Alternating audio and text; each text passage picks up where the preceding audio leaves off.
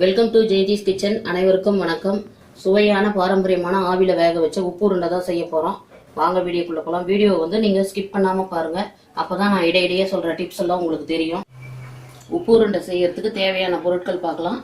பச்சரிசி வந்து 1/4 கிலோ எடுத்து வச்சிருக்கிறேன். அதை நல்லா கழுவிட்டு 1.5 மணி நேரம் ஊற வச்சு வச்சிருக்கிறேன். வெங்காயம் 2 வெங்காயம், பெரிய வெங்காயம் பொடியா கட் பண்ணி வச்சிருக்கிறேன். தேங்காய் 1/2 மூடி தேங்காய் வந்து துருவி வச்சிருக்கிறேன். உளுத்தம்பருப்பு 1 டேபிள் ஸ்பூன் எடுத்து வச்சிருக்கிறேங்க. கடலைப்பருப்பு 2 டேபிள் ஸ்பூன் எடுத்து வச்சிருக்கிறேன். ஜீரகம் 1 ஸ்பூன் எடுத்து வச்சிருக்கிறேன். காஞ்ச மிளகாய் ஒரு 4 காஞ்ச மிளகாய் கிள்ளி வச்சிருக்கிறேன். கடுகு 1 ஸ்பூன் எடுத்து வச்சிருக்கிறேன். ஆச்சி பெருங்காயம் எடுத்து வச்சிருக்கிறேன். இப்போ மிக்ஸி ஜாரில் நம்ம ஊற வச்ச பச்சரிசியை சேர்த்துக்கலாங்க. சேர்த்துட்டு கொஞ்சம் தண்ணி சேர்த்து ரவை பதத்துக்கு அரைச்சிக்கலாம்.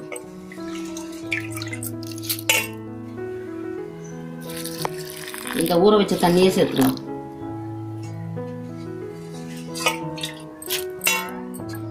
இதுலயே உப்பு சேர்த்து அரைச்சிக்கலாங்க.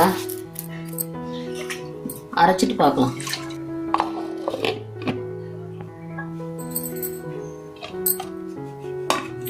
பச்சரிசி அரைச்சாச்சுங்க. இந்த பதத்துக்கு தாங்க அரைக்கணும், ரவை பதத்துக்கு. இது மாதிரி அந்த தண்ணி சேர்த்து இது மாதிரி அரைச்சிக்கணும். இப்போ நம்ம ஸ்டவ் பற்ற வச்சு கடாயை வச்சுக்கலாம். ஸ்டவ் பற்ற வச்சு கடாயை வச்சாச்சுங்க. இப்போ தேங்காய் எண்ணெய் சேர்த்துக்கலாம். தேங்காய் எண்ணெய் சேர்த்துக்கணும், நல்லா வாசனையாக சாப்பிட்றதுக்கு நல்லா ருசியாக இருக்கும். எண்ணெய் காஞ்சிடுச்சு. கடுகு சேர்த்துடலாங்க.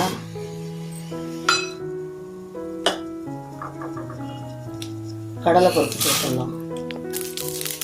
உளுத்தம்பருப்பு சேர்த்துடலாங்க. ஜீரகம் சேர்த்துக்கலாம்.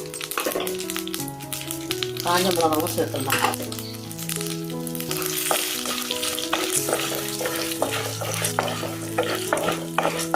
இது நல்லா செவக்கணும். அது வரைக்கும் வறுக்கலாம்.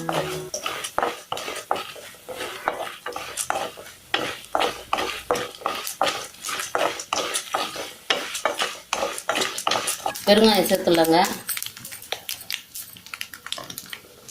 வெங்காயம் சேர்த்துடலாம். சேர்த்துட்டு நல்லா வதக்கலாம்.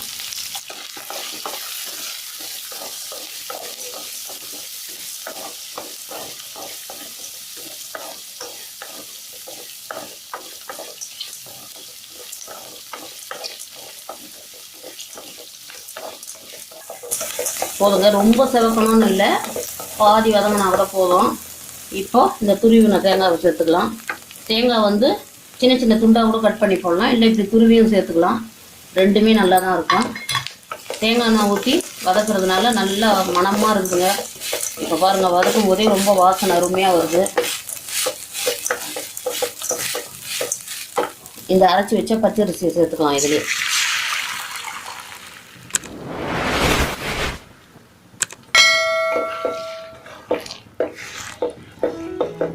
கை விடாமல் கிளறிக்கினே இருக்கணும். சிம்மில் வச்சுட்டு, இல்லைன்னா டக்குன்னு அடி பிடிச்சிடும்.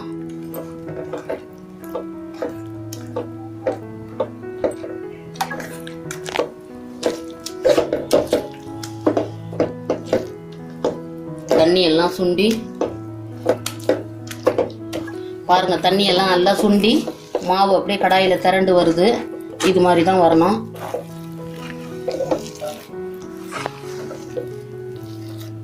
இன்னும் ஒரு 2 நிமிஷம் இருந்தால் போதும். சிம்லேயே வச்சு கலரிக்குங்க, டக்குன்னு அடி பிடிச்சிடும்.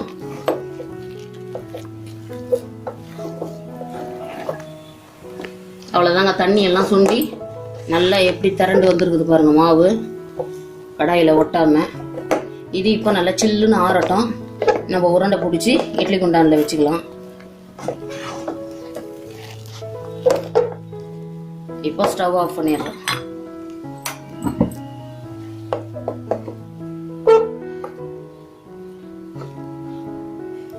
கை பொறுக்கிற சூடு இருக்கட்டுங்க. அந்த நேரத்தில் நம்ம உருண்டை பிடிச்சிக்கலாம். மாவு வந்து இப்போ நல்லா கை பொறுக்கிற சூடு ஆயிடுச்சுங்க. இப்போ உருண்டை பிடிச்சிக்கலாம். இட்லி தட்டுக்கு கொஞ்சம் ஆயில் தடவிக்கலாங்க.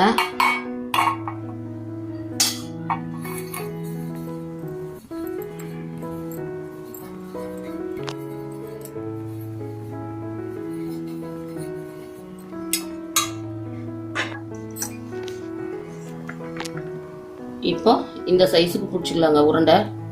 இதை பாருங்க, இந்த சைஸுக்கு பிடிங்க. நல்லா உருட்டி உருட்டி ஒரு பிளேட்ல வச்சுக்கலாம்.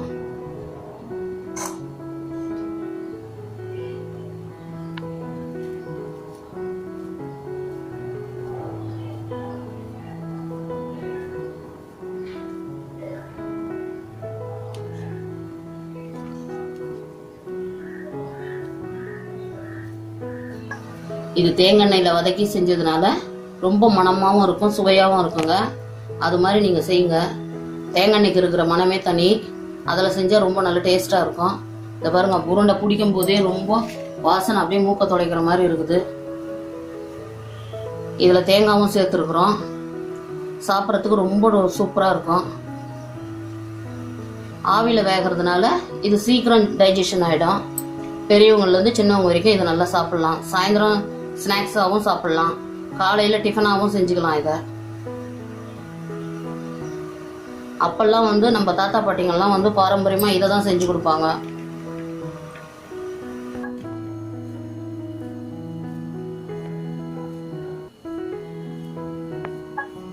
எல்லா உருண்டையும் பிடிச்சிட்டு காமிக்கிறேங்க.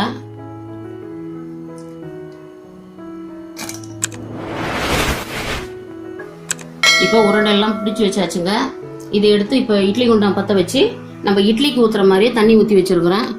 ஆயில் தடவி வச்சிருக்கிறேன். அதில் எடுத்து வச்சிடலாம். இதை ஒரு உருண்டையா ஒரு 7லேருந்து 10 நிமிஷம் இது வெந்தா போதும்.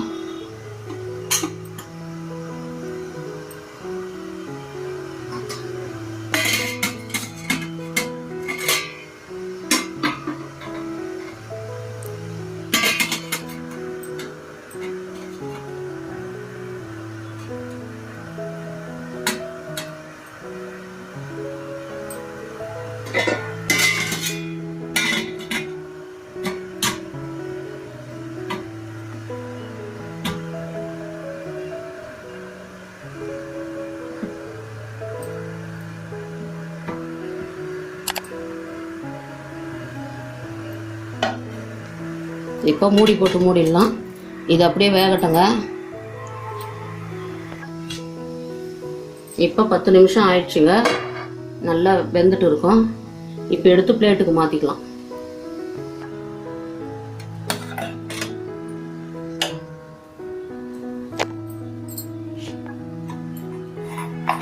இப்போ இது நல்லா வெந்துருச்சுங்க.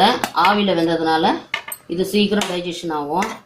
இதில் நம்ம ஜீரகம், கடலைப்பருப்பு, பெருங்காயம், காஞ்ச மிளகாய் இதெல்லாம் சேர்த்ததுனால, தேங்காயெல்லாம் சேர்த்ததுனால ரொம்ப சூப்பராக அருமையாக சுவையாக இருக்கும். ஈஸியாகவும் செஞ்சிடலாம். இது ஒன்றும் கஷ்டமான விஷயமே இல்லை. அரிசி ஊறுற நேரம் தான். 10 நிமிஷத்தில் இது வெந்துடும்.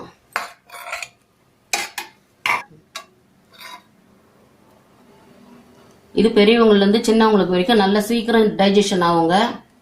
இது ஆவியில் வெந்ததுனால ரொம்ப ஆரோக்கியமானதும் கூட உடம்புக்கு. இது கூட சட்னியை சேர்த்து சாப்பிடலாங்க, நல்லா இருக்கும். வெறுமனை சாப்பிட்டாலும் சூப்பராக இருக்கும். சொல்லுங்க, நீங்கள் பண்ணுற ஒவ்வொரு லைக்கும் தான் எனக்கு சப்போர்ட்டிவாக இருக்கும். நம்ம சேனலுக்கு புதுசாக பார்க்க வர்றவங்க சப்ஸ்கிரைப் பண்ணிட்டு பக்கத்தில் அழுத்தி ஆல் கொடுத்துட்டீங்கன்னா நான் போடுற ஒவ்வொரு வீடியோ உங்களை சேரும். அடுத்த வீடியோவில் பார்க்கலாங்க. நன்றி, வணக்கம்.